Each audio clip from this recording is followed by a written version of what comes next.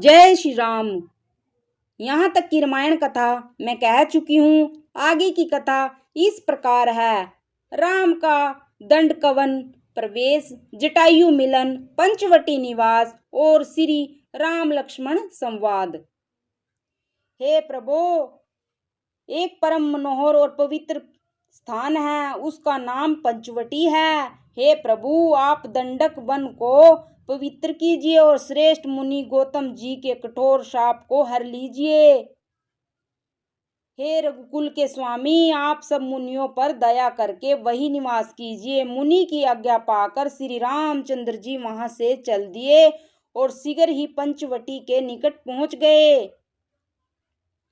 वहां गिरिधराज जटायु से भेंट हुई। उसके साथ बहुत प्रकार से प्रेम बढ़ाकर प्रभु श्री रामचंद्र जी गोदावरी जी के समीप पर्णकुटी छाकर रहने लगे। जब से श्री राम जी ने वहां निवास किया तब से मुनि सुखी हो गए। उनका डर जाता रहा। पर्वत, वन, नदी और तालाब शोभा से छा गए। वे दिनों दिन अधिक सुहाने होने लगे। पक्षी और पशुओं के समूह आनंदित रहते हैं और भोरे मधुर गुंजार करते हुए शोभा पा रहे हैं। जहाँ प्रत्यक्ष श्री राम जी विराजमान है, उस वन का वर्णन सर्पराज शेष जी भी नहीं कर सकते।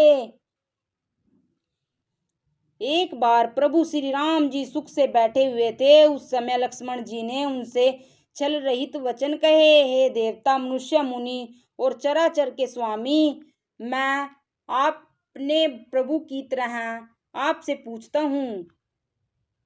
हे देव, मुझे समझाकर वही कहिए जिससे सब छोड़कर मैं आपकी चरण रज की ही सेवा करूं। ज्ञान, वैराग्य और माया का वर्णन कीजिए और उस भक्ति को कहिए जिसके कारण आप दया करते हैं। हे प्रभु, ईश्वर और जीव का भेद भी सब समझा कर कहिए, जिससे आपके चरणों में मेरी प्रीति हो जाए और शोक, मोह तथा भ्रम नष्ट हो जाए। हे तात, मैं थोड़े ही में सब समझा कर कह देता हूँ। तुम मन, चित्त और बुद्धि लगाकर सुनो। मैं और मेरा, तू और तेरा, यही माया है जिसने समस्त जीवों को वश में कर रखा है। इंद्रियों के विषय को और जहां तक मन जाता है, हे भाई, उनको सबको माया जानना। उसके भी एक विद्या और दूसरी अविद्या। इन दोनों भेदों को तुम सुनो। एक दुष्ट है और अत्यंत दुख रूप है, जिसके वश होकर जीव संसार रूपी कुएं में पड़ा हुआ है। और एक विद्या है जिसके वश में गुण है, जो जगत की रचना करती है। वह प्रभु से ही प्रेरित होती है, उसके अपना बल कुछ भी नहीं है। ज्ञान वह है जहाँ मान आदि एक भी दोष न है और जो सबसे समान रूप से ब्रह्मा को देखता है।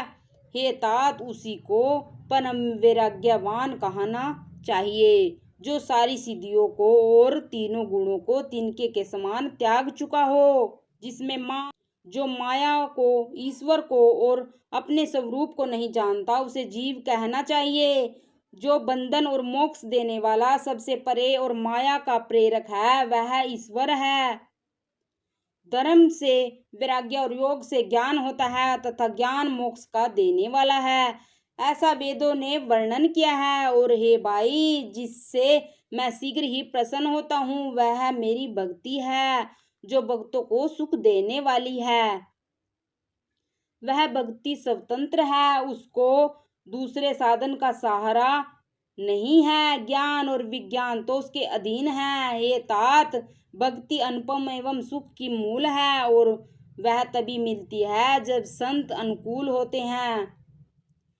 अब मैं भक्ति के साधन विस्तार से कहता हूँ। यह सुगम मार्ग है जिससे जीव मुझको सहज ही पा सकते हैं। पहले तो ब्राह्मणों के चरणों में अत्यंत प्रीति हो और वेद की रीति के अनुसार अपने अपने कर्मों में लगा रहे।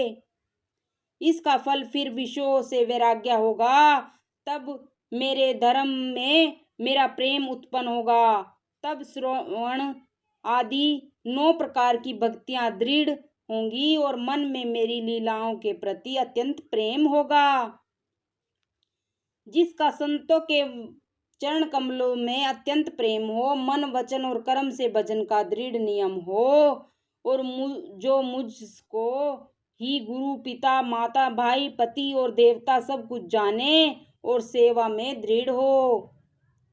मेरा गुण गाते समय जिसका शरीर पुलकित हो जाए, वाणी गदगद हो जाए और नेत्रों से जल बहाने लगे, और काम मंद और दंभ आदि जिसमें न हो, हे भाई मैं सदा उसके बस में रहता हूँ। जिनको कर्म वचन और मन से मेरी ही गति है और जो निष्काम भाव से मेरा भजन करते हैं, उनके हृदय में कमल में मैं सदा विश्राम किया करता हूँ। इस भक्ति योग को सुनकर लक्ष्मण जी ने अत्यंत सुख पाया और उन्होंने प्रभु श्री रामचंद्र जी के चरणों में सिर नवाया। इस प्रकार वैराग्य ज्ञान गुण और नीति कहते हुए कुछ दिन बीत गए। जय श्री राम।